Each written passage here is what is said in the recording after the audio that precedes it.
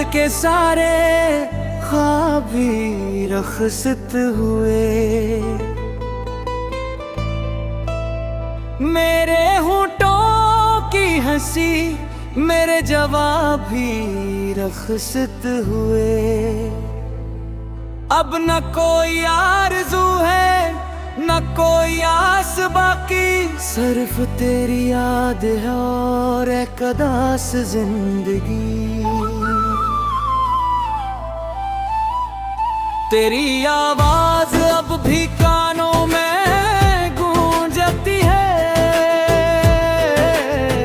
तेरी तस्वीर मेरी आंखों में रहती है। हर सुबह तेरा इंतजार लेकर आती है, हर शाम मेरी उम्मीद तोड़ जाती है। किससे कहूँ कि दिल बहुत तन्हा है, हर खुशी के पीछे दर्द छुपा है। तुमने जो छोड़ा तो सब कुछ टूट गया, मेरा ख्वाब मेरा यकीन मेरा खुदा सा रिश्ता भी रूठ गया। बारिश की हर बूंद तेरा नाम लिखती है, हवा भी तेरी खुशबू साथ रखती है। मैंने लाख भुलाना चाहा तुम्हें, मगर हर दुआ फिर तुम पर ही खत्म होती है। आज तुम्हें कबार फर्क कर होती है, मेरे आंसुओं की जुबान समझ ली थे।